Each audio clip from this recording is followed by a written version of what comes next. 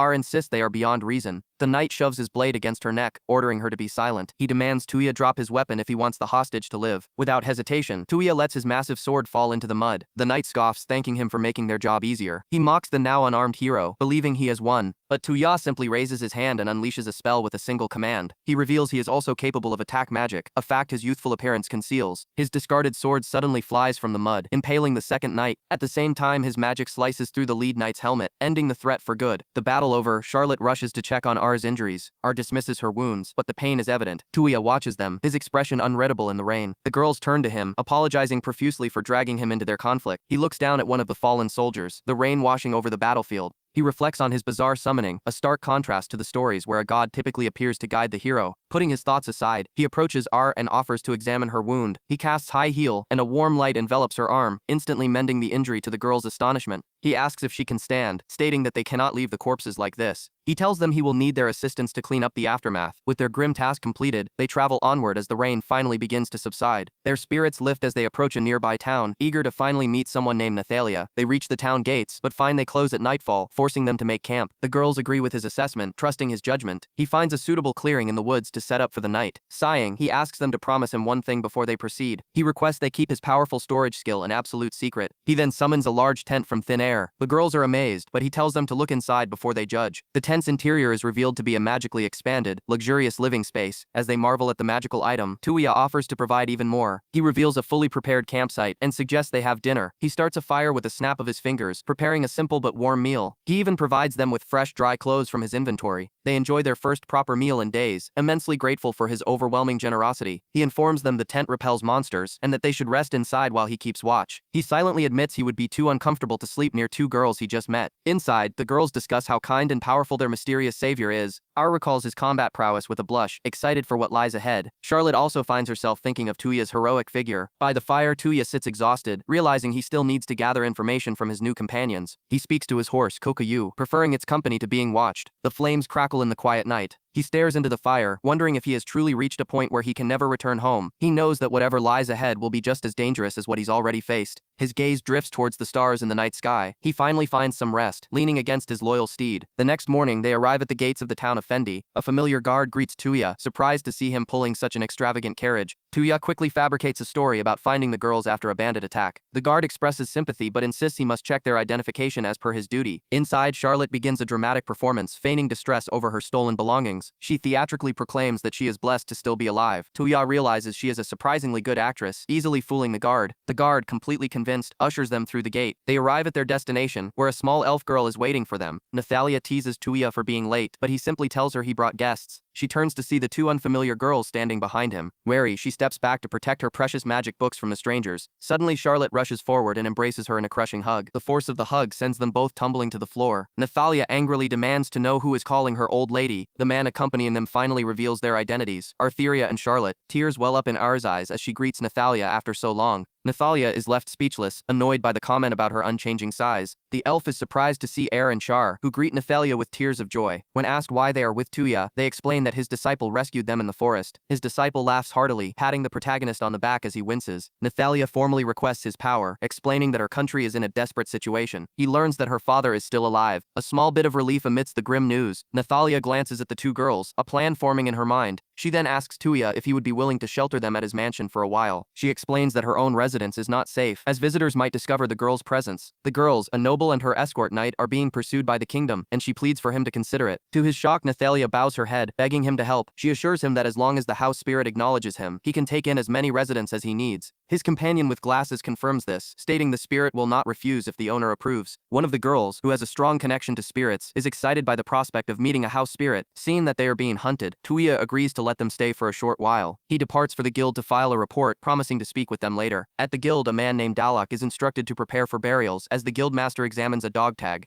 Tuya arrives and tells the guildmaster he has one more thing to report. He places a heavy dented helmet on the table. The guildmaster is stunned, recognizing the armor of Genrit's soldiers. Tuya explains he was attacked and brought the corpses with him. He omits the details about the girls, keeping his report brief and to the point. The staff whispers about people fleeing the Luna Empire, realizing the border crossing is an international incident. The guildmaster deduces that the soldiers were trying to eliminate witnesses but tragically underestimated their target. He tells Tuya to have someone trustworthy collect the bodies, stressing the absolute secrecy of the matter. As a parting gift, the guildmaster offers him a bizarre wooden pig sculpture, which Tuya flatly refuses. Leaving the guild, Dalek apologizes for the guildmaster's strange behavior. Tuya inquires about the guildmaster, Ebrand. Learning he is the son of the town's lord, Dalek does not mince words, describing the lord's son as a fool.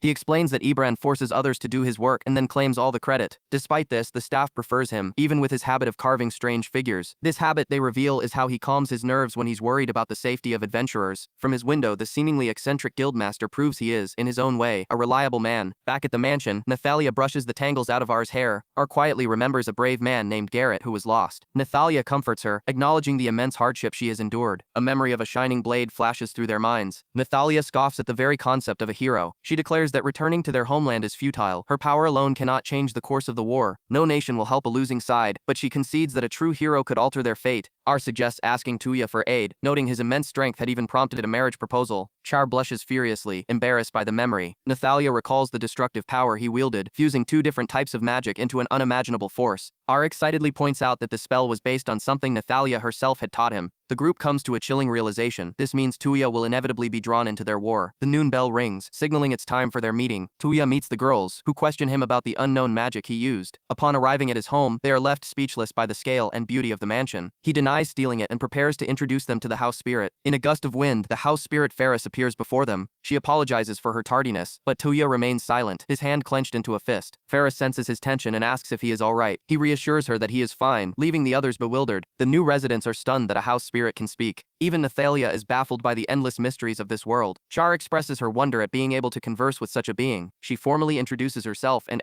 explaining that Tuya has kindly allowed them to stay. Her words hang in the air, heavy with unspoken meaning. Tuya understands immediately what she is implying. Ferris glares at him with frustration, calling him a dummy. The others are confused by the spirit's sudden anger. Nathalia explains that Ferris is special to Tuya and is possessive, a fact she cannot voice openly. She begins to explain the true nature of house spirits. While scholars define them as simple caretakers, that is only a fraction of the truth. A house spirit's true power is far more formidable. It is the ability to perceive and track every substance and person within the building's walls. Tuya realizes with a jolt that such a power makes the mansion an invaluable strategic asset, one the military would seize without hesitation. The revelation leaves him utterly shocked. He thinks back on how crucial Ferris has been to him since his arrival. Later, Ferris sits quietly in the stables with the warhorse. The two of them share a moment of silence. She regrets her harsh words, confused by feelings she'd never had before. For so long she had been content merely observing the lives within the mansion. She watched generations come and go, always as a silent guardian, but something was different now. Tuya finds her and asks what she truly thinks of him, admitting he felt a desperate need to speak with her. He confesses he was worried when her voice vanished, feeling lonely in her absence. Overjoyed that her voice reached him, and that he felt the same, she is overcome with emotion. The warhorse Kokuyu watches them. Suddenly the massive horse feigns a dramatic collapse, startling Ferris. Tuya and Ferris apologize to one another, resolving the misunderstanding. He admits he acted rashly without considering her feelings. He knows the girls are in danger and got caught up in trying to help. The girls interject, insisting that they were the ones who asked for his help. They explain their desperate situation, being hunted by the kingdom with nowhere else to turn. Char adds that, more than anything, she just wanted to become friends with Ferris. Ferris accepts their heartfelt words, and the tension finally breaks. With peace restored, the group stands together outside the stables. Nathalia then